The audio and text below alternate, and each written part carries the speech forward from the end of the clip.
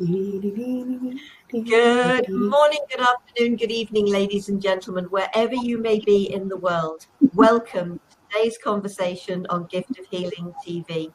I'm Sarah Jane, and I am delighted to be joined by my co-hosts and our guests. So I'm going to start by saying hi to Scott Holmes. Scott, welcome. Hi, thank you very much. I'm on the other side of the pond in Boston, and I enjoy all of these conversations because I get to meet all of these wonderful people, and I'm glad you get to meet them too. Thank you, Scott. And David Tyrrell. David, thank you for joining us today. It's lovely to be here, and as I just mirror what Scott's saying, you know, it's great to be here and meet some amazing people that we do through the year. So if this is your first time watching, welcome. And I'm going to let you introduce our wonderful guest, who's actually joining us again because we had so much fun and we learned so much more to learn from her. David, introduce Gillian, please. This is Gillian, who is just down on my left, on my right, on the screen.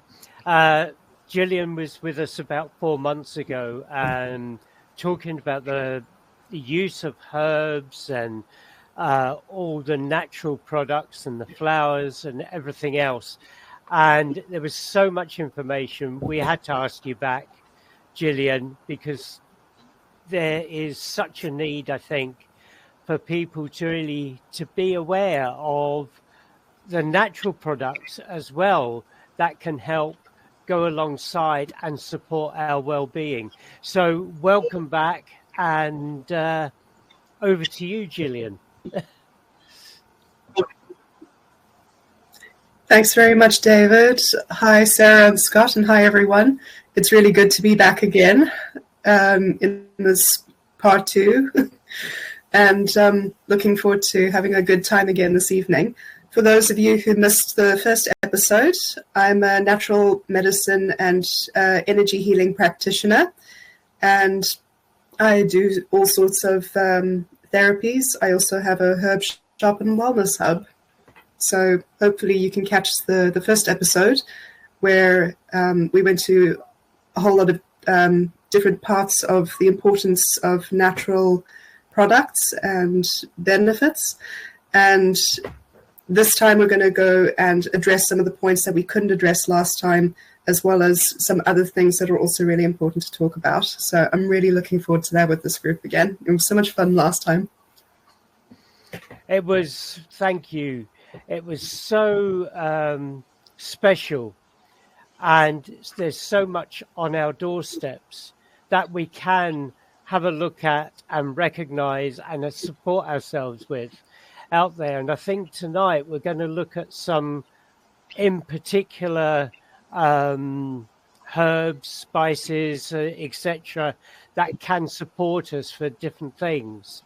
So is there something that's kind of jumping out at you at the moment that could really be a benefit for very many people just at this moment in time? Because there's a lot of anxiety, should we say, a lot of sleeplessness, there's a lot of turmoil within. So is there something, let's start there, with something that you could bring into the fold that could support people or for people to have a look at?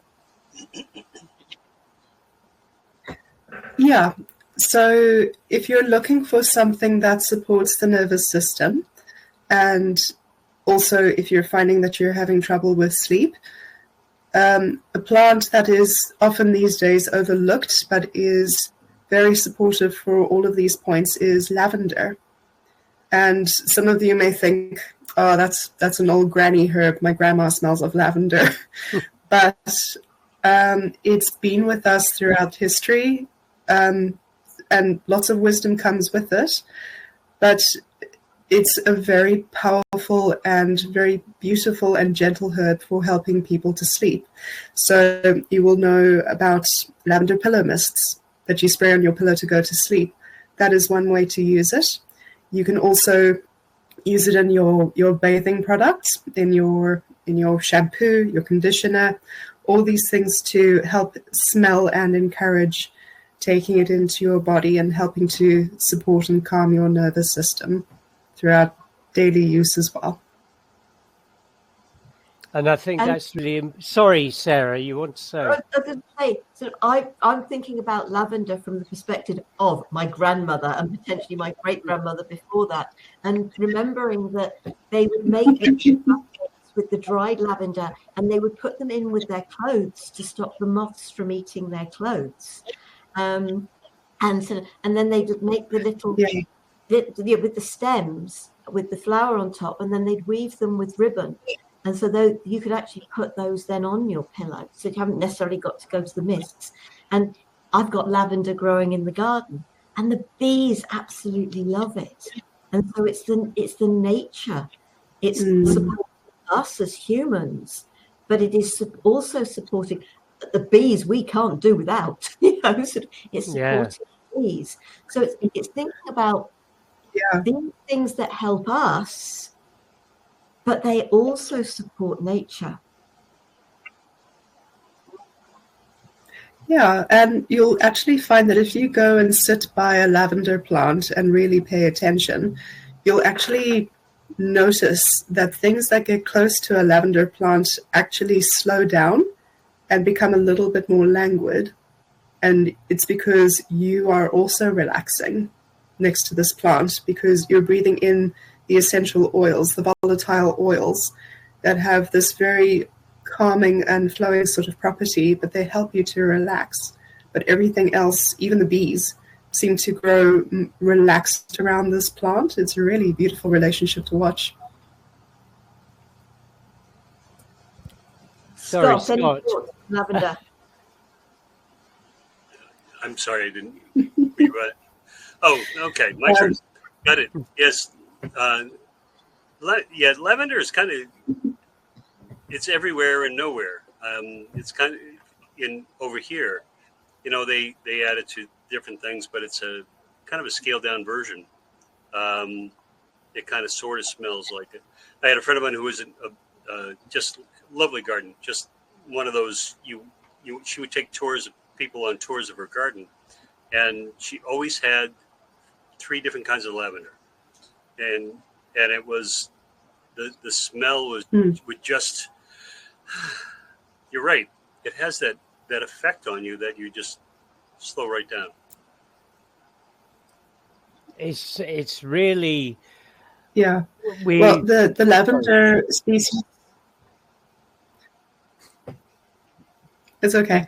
I just wanted to say the lavender species that you're referring to that calms you down and slows you down is Lavandula angustifolia, which is wild lavender, but there are a couple of species around, and there's even a hybrid crossbreed, a natural hybrid crossbreed between wild lavender and Lavandula latifolia, which is another type of lavender that has more camphor in it, which is actually more stimulating. So depending on the strength of the smell and the color of the herbs and the growth of the plant, you could actually have a lavender plant that has more camphor in it, which is not good for sleep, but is great for cleaning, like cleaning your home or for insect bites.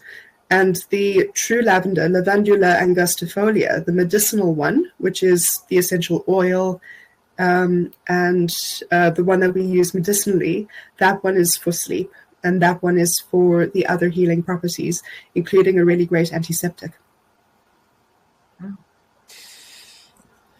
The knowledge you have, how long have you been interested or working with this? Is this something you've grown up with? Because just reeling those names off the tongue is really just incredible. I admire it so much. So learning Latin is not easy, because I actually remember in my school in South Africa, my older sister was still taking Latin lessons. They were still part of the school curriculum, but by the time they came around to me, Latin lessons had stopped. And at the time I was very thankful, because it sounded boring. It sounded really just difficult to get a grasp on, the young mind and all. But in herbal medicine classes, you have to learn the Latin names. And it's tricky at first until it just becomes muscle memory and practice. And then you start to understand what the words themselves mean. So when you read the word, it makes sense. Okay. You said that, because you've come back for a second time to us, and you've also been speaking to Sarah in between as well. There was things on the first first discussion that you couldn't really get tied up and bring forward. So is there anything that you can bring into that just now, that so we don't miss any of your amazing knowledge? So also happy to answer any promptings that you guys have. But I remember for one point we were talking about taking charge of our choices in what we eat and being proactive in doing exercise and our health, because it's also about our choices and not relying on other people to make them for us. And I did agree with that at the time, and I still do. I also want to take a stance on the burden for making healthy foods and healthy products accessible and affordable. Is the burden should actually be on the companies that make these, because they are allowed to put out all sorts of rubbish on the market, and we're the ones who have to be discerning enough to allow them. Why is the burden not put on them to actually make a product that isn't going to poison us, or that we have to give oversight onto? The oversight should be on before they release these products to the market, not on us to discern whether they are falsely claimed or not. So in essence, yes, there is some of our own choice of what we choose to take into ourselves, but there should also be a burden of ethical practice on the companies that make products or make claims for, especially for ones that are medical claims, or skate by and make false claims or make medical claims on food-based things, saying, oh, it's got this, it's got that. I was in Sainsbury's the other day. For those who don't know what Sainsbury's is, it's a supermarket where you get food, clothes, and things. And they had a stand that was selling coconut water, and they made a medical claim of can boost your immune system. And I thought, hang on, why are they making a medical claim on something that's supposed to be a food? How is this company allowed to make such a claim when for a herbal product, that as a qualified herbalist, clinical herbalist, I can't do that. I'm not allowed to do that by UK law.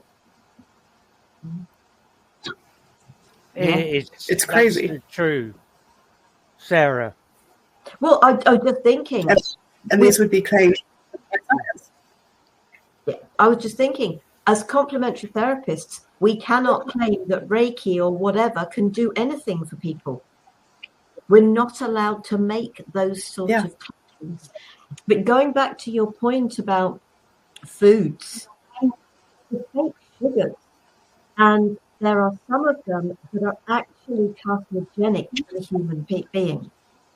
And they are being put into food. Oh no, we haven't got sugar in it. We've put it, and I think, am I right in thinking that probably the only sugar alternative that is a safe alternative is that stevia? The majority of the others are actually pretty harmful to human beings. Yes, and I'm going to name and shame one, and we all know it. It's aspartame. Yeah. And because there was such a stink about it in the media, about aspartame, people were starting to avoid products that contained it. So what did they do? They relabeled it. Yeah. And it's still in these products. So how are they allowed to stick a known carcinogen in there under a different name, but still release it and we're the ones who have to decide whether we're going to take it in or not. It's backwards. They shouldn't be allowed to release such products. And as you say, you know, you're a medical qualified herbalist, and, you know, things that we know, because we know all we had many, many years ago. And for some, it may be in living memory, but we didn't have the medication, the synthetic medication now, which a lot of us do need to use and are using, which is supported. But we didn't have all of that years ago. So we only had the natural products that was around us to use and support ourselves. But that is still there. So in a way, you know, a lot of people who are being guided to work more with the plants and the earth and seeing what plants are about, it seems that we're going back in a kind of organic, natural way to looking at what can support us in a natural setting. Yeah, absolutely. And it's never gone away. To call it complementary or alternative medicine is rather an insult, because it was the original medicine. Yeah. I know a lot of people have heard this sort of argument before, that pharmaceutical medicine is still relatively new. How is it considered the orthodox method? Yeah. Scott. We heard about that. My friend Kristen, and she was telling me, doctors in the U.S. when they first came over, everyone was herbalists, basically, homeopathic, and so it wasn't until much later, when the medical colleges came in with all of this, tied in with the companies, because the companies started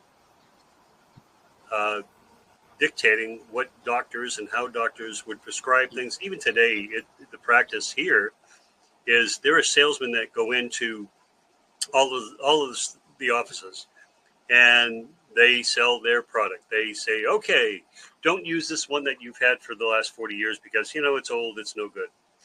Use this new one. And because it's shinier, it's brighter, it's better.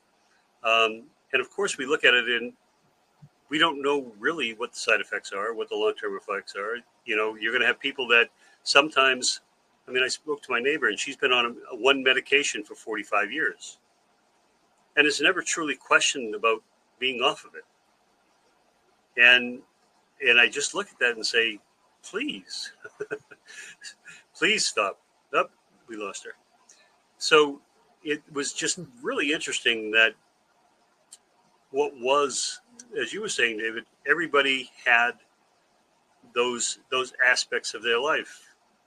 I don't know if you ever heard of drawing salve. My grandmother always had that, where if you got a cut on your finger, she would put a little stinky black goop. That was it was terrible. I hated it as a child, and then would wrap it up. But it would be healed in 2 days, no problem. And she always did these types of things where it was all naturopathic. I found a home remedy book from 1910, and just whatever was in the kitchen, whatever was around the house, that's what you used in order to take care of a cold, the flu, the fever, all of those things. I know that we're much better now at dealing with diseases and injuries, but they did pretty well back then. I think it's remembering, isn't it? And Gillian, it shows that you're still sort of in the room, but we've lost you. So I don't know whether you can hear us, but if you can, could you please come out and come back in again? Because we'd love to have you back here with us. I was just thinking about the fact that cannabis And what happened with that? Now, apparently, that was down to the paper companies that got banned. And to ban it, all the doctors were using it. You know, they were absolutely able to use cannabis to support people on many, many different levels. But the paper companies were very unhappy because they could produce cannabis, which can make paper so much cheaper than chopping down trees. And so what they did to ban it was they made up this name, marijuana, from Marie and Juan, from the names of the girl's name and a man's name. And they banned it as marijuana, and then suddenly the doctors weren't able to use cannabis because it had been banned under the name of marijuana. And so, sadly, there are many things that have been brilliant. With Lexi's back with us. Oh, come on. Let's see you pop up. There we are. Yay! Yes.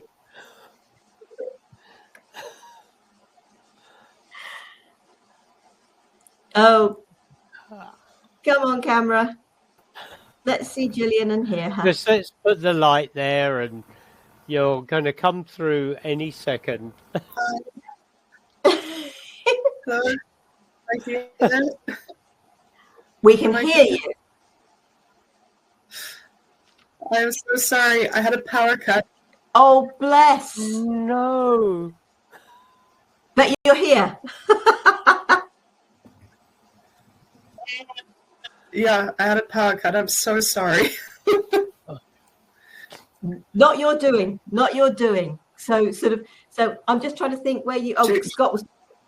So obviously you've sort of missed a little bit because we did keep going.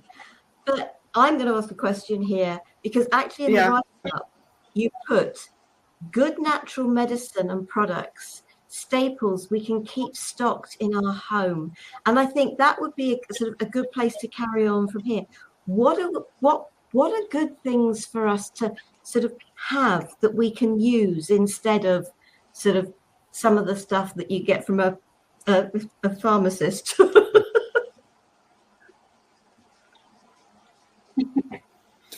So some herbs and products that I would keep in my personal little medicine cabinet or herbal first aid.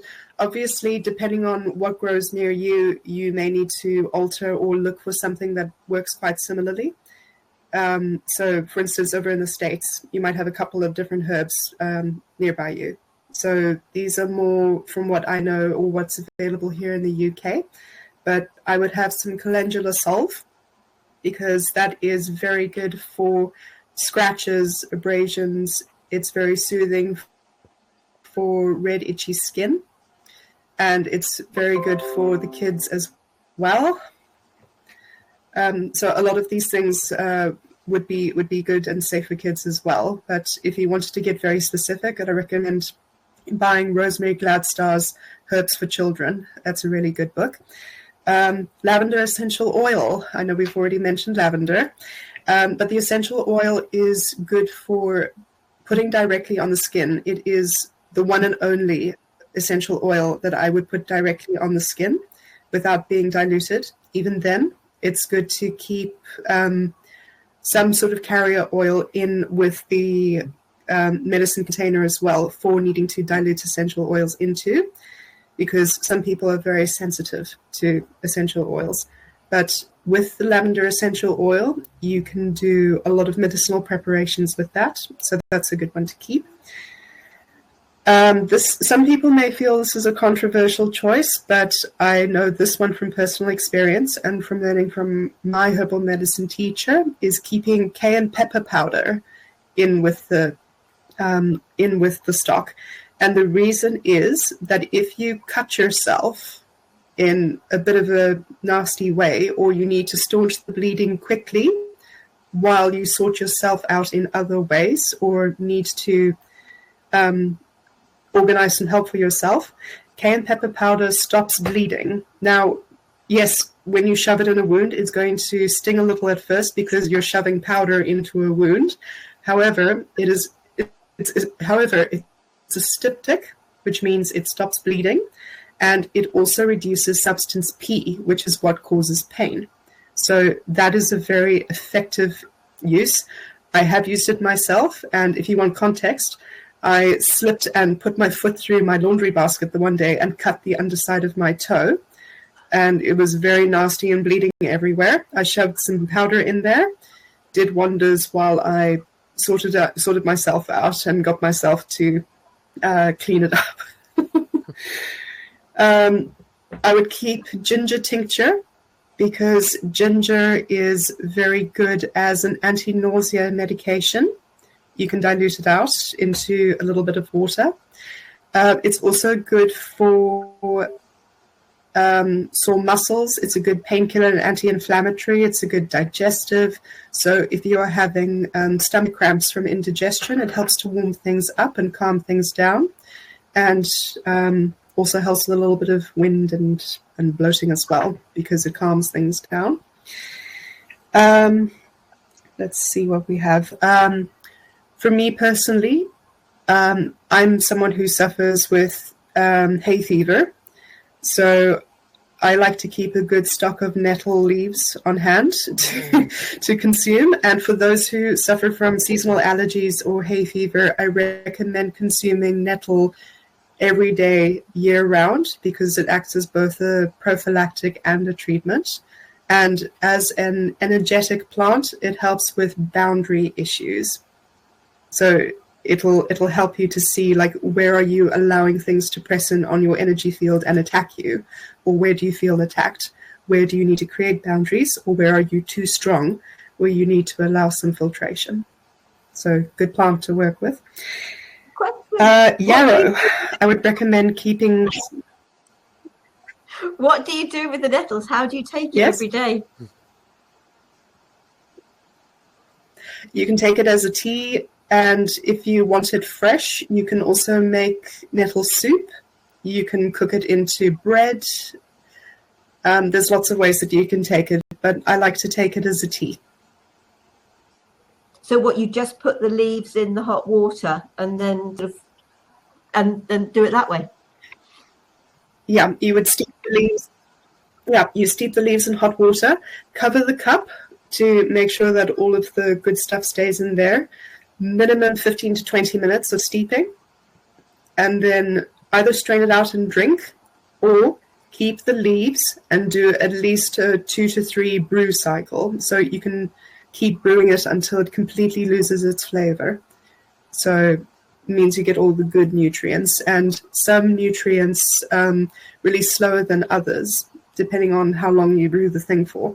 So if you wanted it really strong, you could do an overnight brew where you do the hot brew first, let it completely cool down, then stick it in the fridge overnight, and then drink it the next day or throughout the day, and it'll get all of these extra nutrients to break down and seep out into the mixture, so that you have a bit of a more holistic preparation. Wow. Yeah. Thank you. I've loved nettle tea.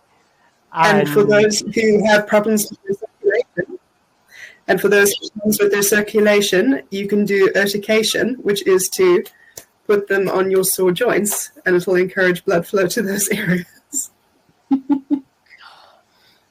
So I am an advocate of nettle tea. She introduced me to it. And so I was having terrible seasonal allergies. I had always taken LLP, lemon, lavender, and peppermint, 2 drops of each essential oils, and I would drink that. And that was, it mitigated most of it.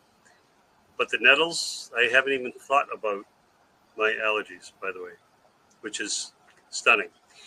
But the other thing I wanted to bring up was, you had mentioned that in each of these plants have an energetic profile, and they have an energetic, you like you said, nettles, it helps you maintain your boundaries. That they all have that type of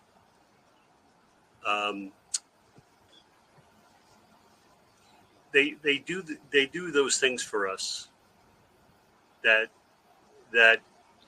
we don't necessarily understand. And much like the food that we eat, if it's processed and everything's just processed out, it's like eating sawdust and it doesn't do a whole lot afterwards. But if you're much more conscious about your food and have an understanding of it, that you bring much more energy back into you. I didn't explain it well, but I hope there was a question there. Yes. Yes. Well, that is definitely a good question. And that is the nice thing about working with plants, is that they have lived to evolve with humans and work with humans. And for the most part, they are food-based because they want us to take them in and work with us to know ourselves better and help our evolution. And whether it's on a very subtle level, where, for instance, last episode, David, you mentioned that you liked drinking peppermint tea and you felt very uplifted because of it. That may have been a more subtle effect, that it was working more with your psyche. But physically, you may have found like, okay, I don't feel so gassy anymore. That's great. Whatever the effect was. You can feel very subtle effects, or if you're quite sensitive to the more subtle effects, you will notice a change in your demeanor, in your feelings, in your thoughts. And they're just here to teach us lessons on how to evolve to the best versions of ourselves. And you don't get that with a pharmaceutical, because a pharmaceutical is stripped of its humanity in a way, if that's the best description of it. Yeah, I suppose it's a cold energy, for want of a better word. You know, it's just in that non-life. There's no life in it. Yeah. Well, everything has a spirit, including pharmaceuticals that have been given a manifested form in this world. But the general trend I've seen in pharmaceuticals is that they tend to be very heating to the body and very drying, because they lack that balance of principles in them. They don't come from nature. They're not truly natural. So everything has a certain balance of elements in it, some more strongly towards fire, some more strongly towards water, but in essence, a balance coming from nature. And that's why we tend to have a better response over time to more natural products and herbal products rather than we do with pharmaceuticals. Having said that, pharmaceuticals, there are some cases where some of them are considered... have I fallen out again? You're still here. We can still hear you. Okay, but I don't know what's happened to my camera, but here I am. What was I saying? Oh no, I've lost my thought. Pharmaceuticals and the fact that they do have energies, but... Yeah, so we have to think about the energy that is in this physical shell, in this manifested shell, and we have to think about who's the energy driving it, who is the energy that is put into it. And to further answer your question, Scott, when you are making and preparing food for someone, or even for yourself, if you do it with conscious intent of, I intend to nourish myself, this is going to taste great, I love what I'm making, I'm going to get so much out of this. When you make that intention and give it to someone, that meal is going to pass on that energy of nourishment and fulfillment. And that's why home-cooked meals tend to be far more delicious than meals made by someone who in a restaurant who doesn't love their job. But yes, it's often been said that it's cooked with love, right? My grandmother had special dishes, and she Exactly cooked it with love, she said, and it was always much better than anything store-bought. Yeah, I'm one of the people, I actually Reiki my food every day. Really? Oh, absolutely. Yeah. You're putting that intention, that love Yeah. into You're it. blessing your food and you're thanking where it comes from. And it makes such a difference. And keeping kind of on the same subject. And that's Sorry. actually... We've obviously got some delays in the Yes, we have. continue. I don't know what's happened to my camera. I'm trying to fix it.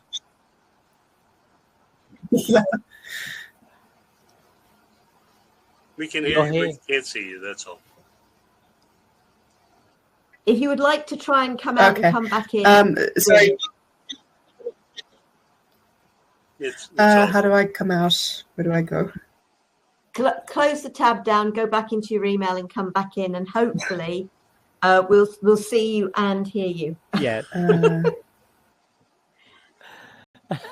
So, unfortunately, we live in a technology age. Unfortunately, we live in a technology age that doesn't always work. Yeah, exactly. Oh, that was quick. Hopefully, well, we've got our image back up the top. There we are. She'll be back in a moment. But it's wonderful to be able to do this. We do it, in 3 different countries. Yeah. And I think it's wonderful because it's sharing that knowledge. Whoever picks up on it, whoever watches this at whatever time, that energy and that knowledge is there and it will stay there. And I think that's important, whatever we are talking about. But this is such a important subject at this time, about looking where we can bring more natural substances into our life to support. So now you're back, Gillian. Welcome.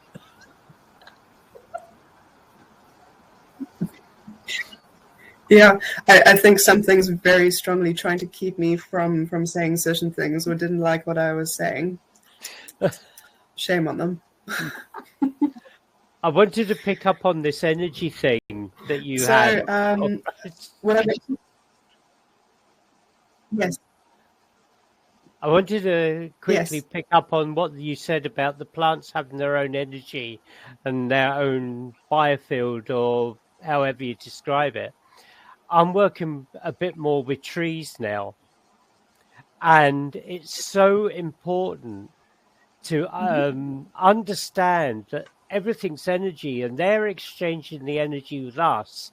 We're exchanging the energy with the trees, and that medicine that they carry, for example, like the white willow for the aspirin, that is in the air, that's in the energy. So if we can sit there and exchange our energy with theirs beside a white willow, is that not getting us the energetic vibrations within our body of the aspirin, so to speak?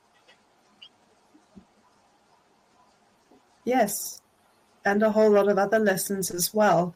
And there's something that I've been taught about that is essentially about when you're sitting in the energy field of a plant and you're simply sitting there and even just meditating very quietly, or just even sitting with the plant, become conscious of the fact that you are the breath of the plant and the plant's breath is yours.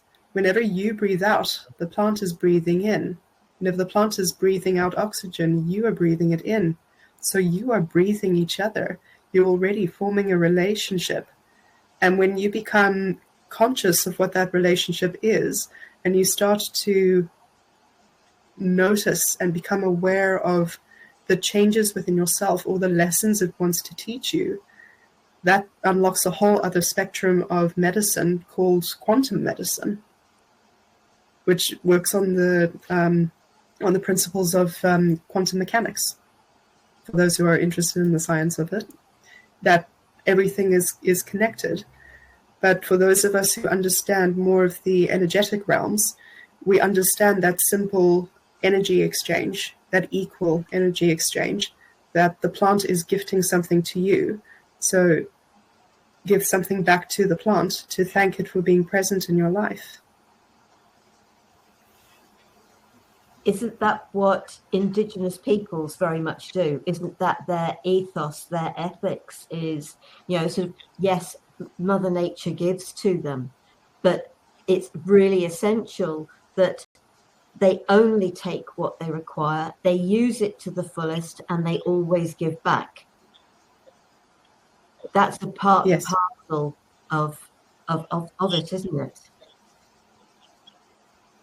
Yes, that is really important. And they also have a tendency to do life-sustaining practices that are very simple, that are as minimally damaging to nature as possible. Being humans, we're quite clumsy creatures, so it's impossible to live completely without damaging nature in some way. But being mindful of that relationship and taking ownership and saying, like, I'm sorry, I'm trying to do better. The plants understand us, and they're very kind teachers to us, but it is up to us to be considerate of our relationship with them. And to that effect, there was actually something that came up in episode 1 in our first chat. You mentioned about foraging, and we weren't able to go quite deeply into that, but there was a point that did come up that I did want to make, and it was, if you are foraging for yourself, only take what you need, because you need to leave medicine for other people as well. All of us need medicines from nature, and nature wants to provide for all of us. So if there is a grove or a plot, take a little bit from it, no more than, say, 10% of it, but leave stuff for other people. And for those who call themselves professional foragers, who forage for restaurants and such, because it's now become very popular to say foraged mushrooms and forage this and forage that is on the menu. Please don't forage for restaurants, because that becomes about profit rather than about the foraging itself. Foraging is intended to be a very personal experience. Rather grow things in mass in an allotment or something if you want to provide a wild grown thing for a restaurant. Be mindful that all of us need these medicines, and perhaps some more than you. I'd like to raise about dandelions, because dandelion leaf, and there's meant to be sort of even more than to do with the leaf, they're meant to be really good, aren't they? Oh, they're fantastic. They are our most well-known spring cleansers. So dandelion leaf for cleaning the kidneys and for our cleaning our blood. Dandelion root for the liver, cleaning out the liver. Basically, things become stagnant as we slow down in the winter, because we're supposed to come to a stop. We're supposed to go into the dreaming before we step into the new rising energy of the spring. So dandelion is meant to be there to help us clean out all the muck. So would you take that as a tea? You can take it in many ways. One of my favorite ways to have dandelion root is to roast up the root and have it as a coffee. Oh, that sounds interesting. You can also eat the leaves in a salad, and you can. I've seen recipes for dandelion honey, where they take just the petals and flower heads and steep that and cook it down and make a honey of that. Also dandelion head fritters. So you can consume the whole plant. And yet it's seen so much as a weed, isn't it? Yet it's also food. And I think we can blame... Yeah, well, historically it was a food and a medicine for a long time, but guess who benefited from saying that it was a weed? The weed killer companies. Yeah, that's their priority at the moment, isn't it? You see that on very many advertisements and that, but it's such a good food for the bees and that, and it's part of the ecosystem. And that's so important. That's their first Yeah. food, isn't it? It is What their about- food. And it also helps to pull up nutrients from deep within the soil. If the soil is very compacted, it breaks it up so that other plants can come in. And it teaches us as well about adaptability, about being in harsh conditions. So often on a lawn, if it's cut quite flat, the dandelions will adapt and start growing close to the ground so they can slip under the cutter blades. But if you see wild dandelions, they will grow very tall on a stalk. Yeah. Violets. Is there... My lawn is just covered with violets.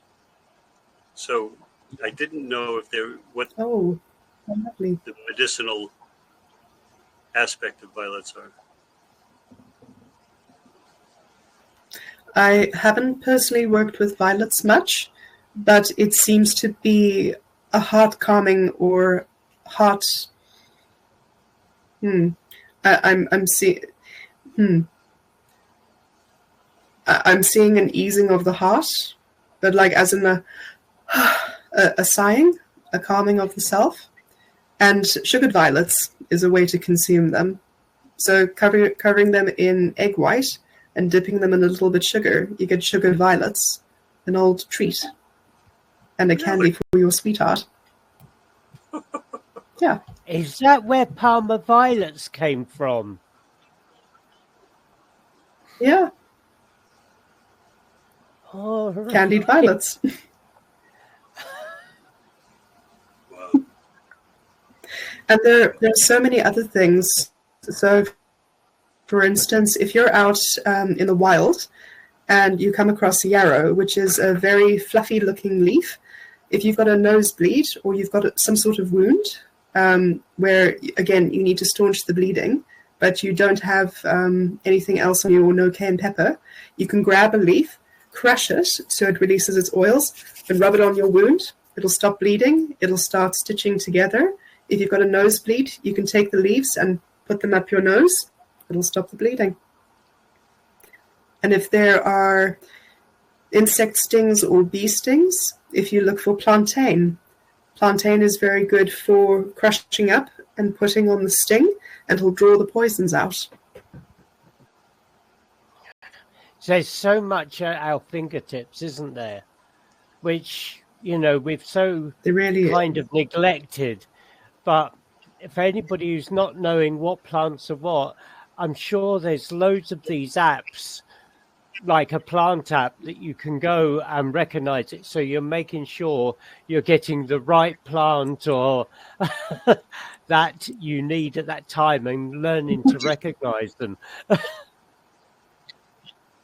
Oh, those apps. And if you're not wanting to go to the wild, then if you're not able to go out into the wild or you don't want to, and there are some people like that, that's okay, get a really good preparation of this plant that you can keep in your medicine cabinet if you find that you're prone to insect bites or if you're prone to nosebleeds. Of course, you might want to go a little bit deeper as to why you keep getting nosebleeds, but it's a good one to have in your emergency chest.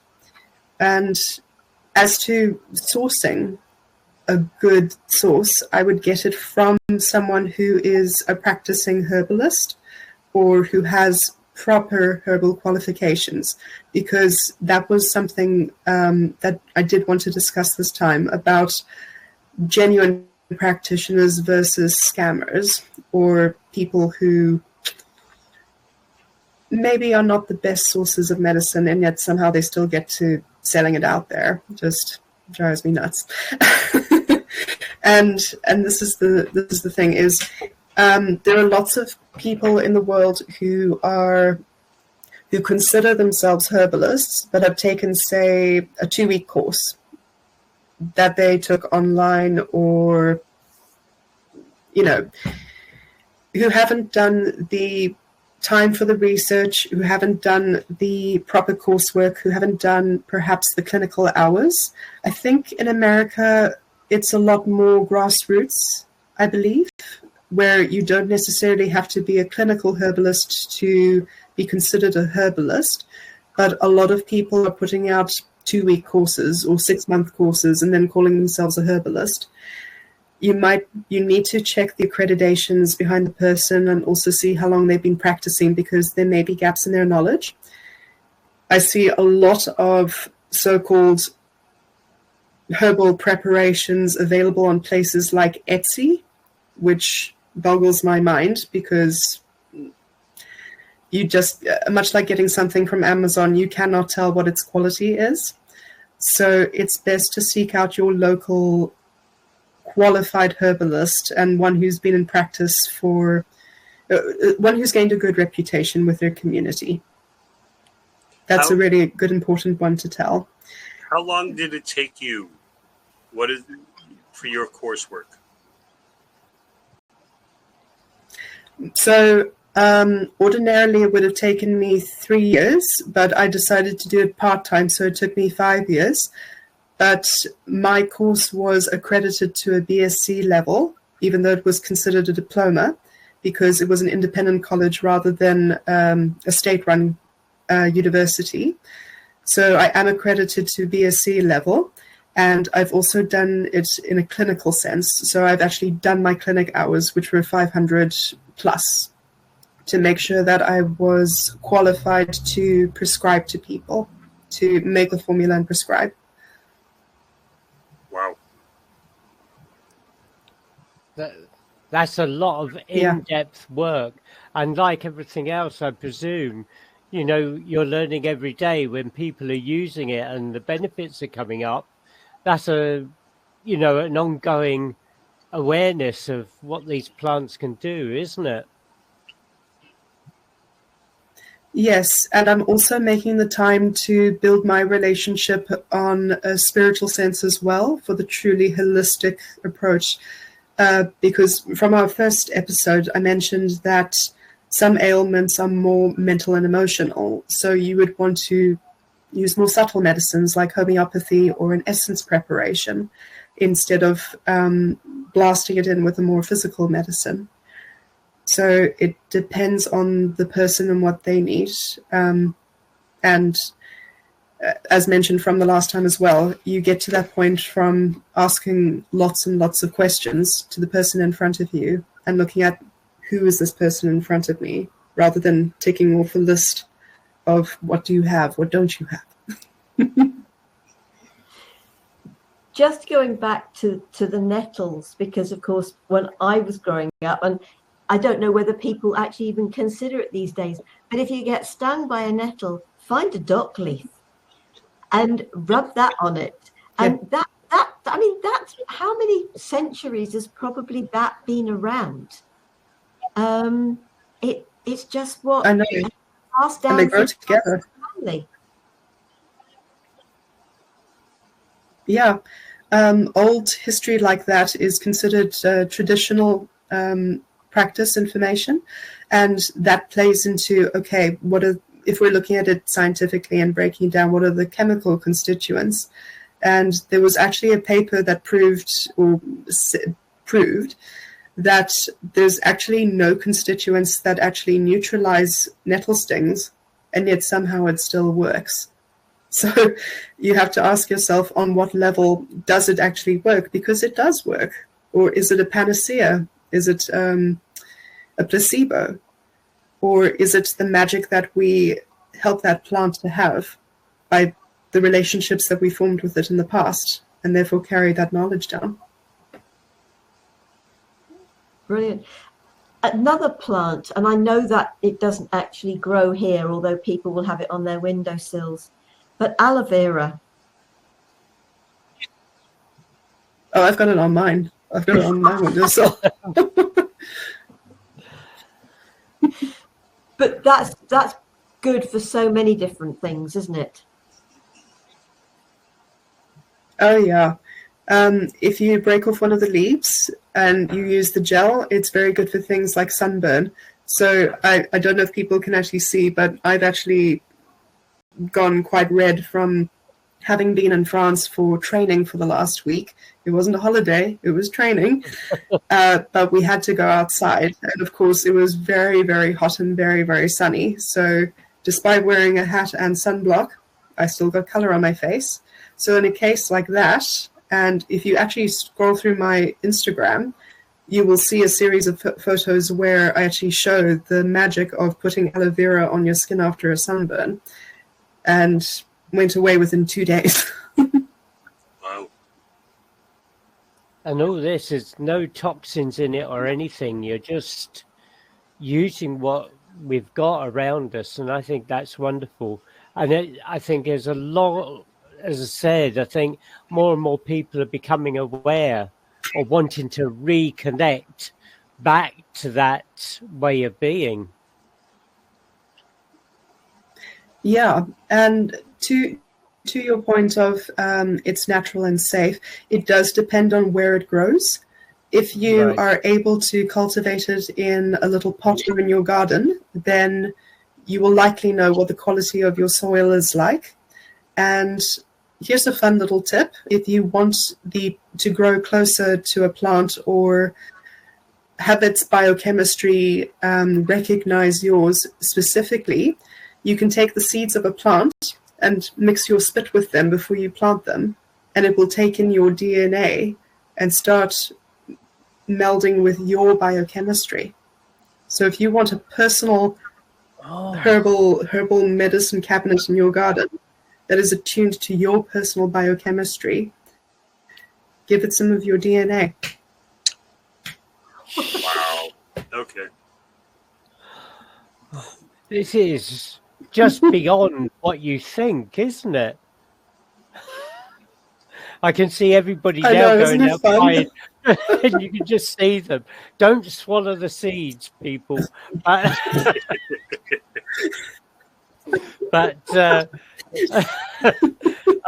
it's incredible.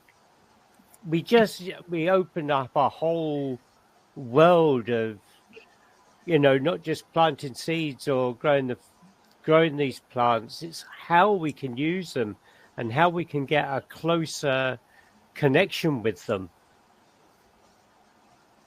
And there's also ways to make these things more accessible to people and communities. And one of them is, if, say, someone has got a plethora of lavender growing in their garden, or they're really good at making natural soaps or something like that, let that be their job for the community. And someone else has a plethora of mullein growing in their garden or comfrey and can make really good salve out of that, then let that be their job in the community, and share these across people so that the burden isn't just on one person to look after everybody. The community looks after everyone. And that if you need something very, very, very specific beyond what your community can cross-provide, then go see a herbalist and say, hey, we don't have any of this. Can you help us out? That's a way to make it more accessible to everyone. And getting your GP involved as well is, if you want to go natural, go to your GP and say, here's what I want to do. Please, can you work with my natural medicine therapist for my greatest well-being? Both of you working together to work on bringing me off such and such a medication if it's possible. And there are a lot more GPs that are now interested in doing this. So it's good to get them involved in the process as well and open up their worlds of, hey, it doesn't have to just be pharmaceuticals. There's a way to incorporate all of this for the person's well-being, following that Hippocratic oath. Yeah. And it's the Hippocratic oath, isn't it? It's meant to be about people's well-being. And sadly, some of it just isn't. But I think there's a really good place to stop. Definitely got to 8:30. So any final words from... Gosh, already. Yeah. Any final words from all of you? Let's start with you, Gillian. Any final words that you'd like to share? again, so many, but I would say, so another way to relieve yourselves of being scammed for natural products and herbal products especially is stay away from companies that are multi-level marketing ones, because they're all about the money. They're all about roping you in, and a lot of them who join up or become exclusively using those products become a little bit cultish in the mind, I've seen. And I came across some very recently in France. It was interesting, not quite right. There was something off about the people of how focused they were on just those products and that they would cure everything. Because and the reason why they tend to be something I wouldn't recommend is because they will create tests that skew bias towards you using their products. So it's not actually about your health and well-being, it's about the money.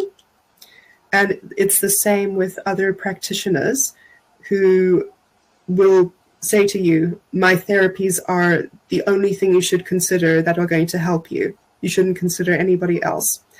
Someone who's a genuine practitioner is not going to be afraid to outsource to other therapists. They will understand the scope of their own practice and want to be inclusive for the greatest benefit and well-being of the person, even if it means they lose a little bit of income. It's about what the person needs.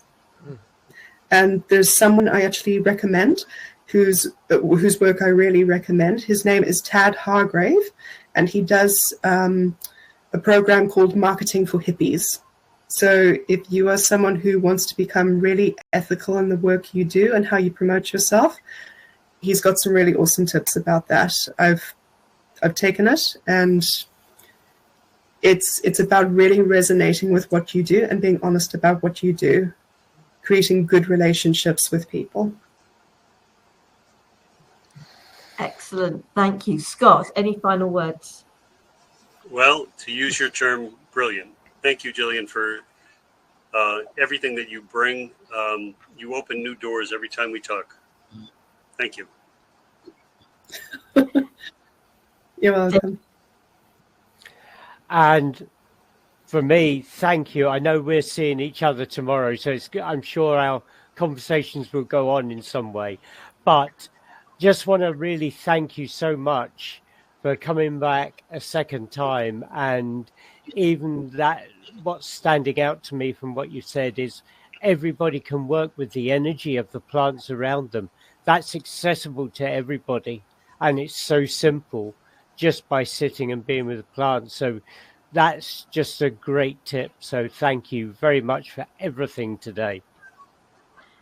Yeah, Gillian, Thanks very much, David. Thank you for joining us again. Sorry, folks, we've had a few technical bits, but you know what?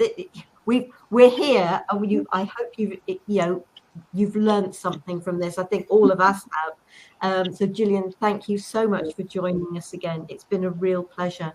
Next week, I've got a Thoughtful Nuggets and Pearls with Guy Taylor, and it's called Hello Me, It's You Here, which I think was going to be a really interesting conversation.